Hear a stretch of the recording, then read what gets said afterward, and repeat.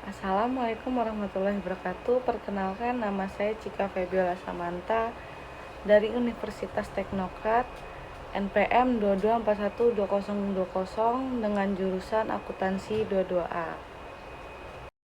Video kali ini saya ingin menjelaskan mengenai definisi instrumen ekuitas dan investasi pada instrumen ekuitas. Pada instrumen ekuitas adalah setiap kontrak yang memberikan hak residul atau aset suatu entitas setelah dikurangi dengan seluruh liabilitasnya. Investasi instrumen ekuitas mempresentasikan kepemilikan investor di saham biasa, preferan, dan instrumen modal lainnya pada PSAK 50 revisi 2014. Dinyatakan bahwa investasi pada instrumen ekuitas yang diterbitkan entitas lainnya memenuhi definisi instrumen keuangan, yaitu aset keuangan pihak yang menerbitkan saham disebut invest. Yang selanjutnya, menurut Undang-Undang Nomor 40 Tahun 2007 tentang perseroan terbatas saham memberikan hak kepada kepemiliknya untuk yang pertama menghadiri dan mengeluarkan suara RUPS. Yang kedua, menerima pembayaran dividen dan sisa hasil likuiditas, dan yang ketiga, menjalankan hak lainnya berdasarkan undang-undang hak suara yang dimiliki oleh investor.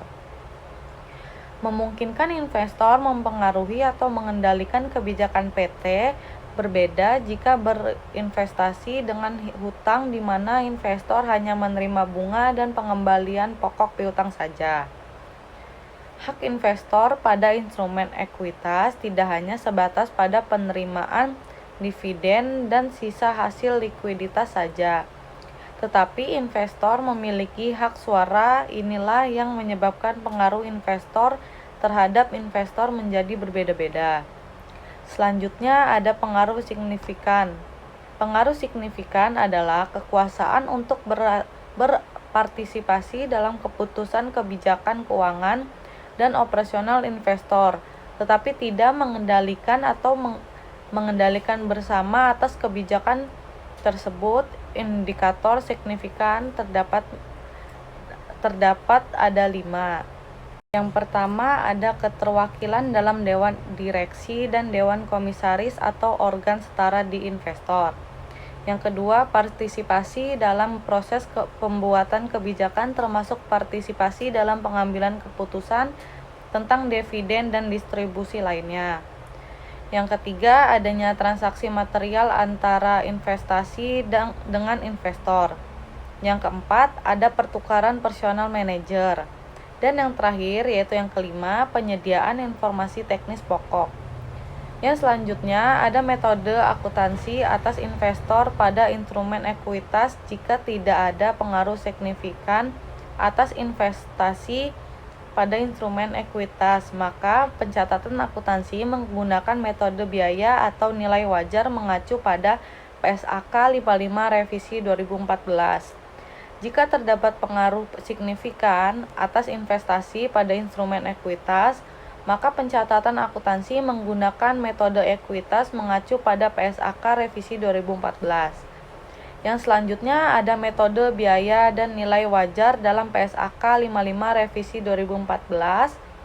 Aset keuangan berupa investasi pada instrumen ekuitas diukur pada nilai wajar. Sedangkan investasi pada instrumen ekuitas yang tidak memiliki kuotasi dan tidak diukur pada nilai wajar karena nilai wajarnya tidak dapat diukur secara andal, dapat diukur dengan biaya perolehan. Disebut dengan metode biaya pada metode nilai wajar investasi pada awalnya diakui sebesar biaya perolehan, namun selanjutnya diukur pada nilai wajar dan disajikan juga pada nilai wajar tanggal pelapor pada metode biaya investasi. Pada awalnya diakui sebagai biaya perolehan, setelah pengakuan awal investasi tetap diukur pada biaya perolehan. Ketika Invest mengumumkan dividen, investor mengakuinya sebagai pendapatan secara proporsional atas kepemilikan sahamnya. Itu saja yang bisa saya sampaikan.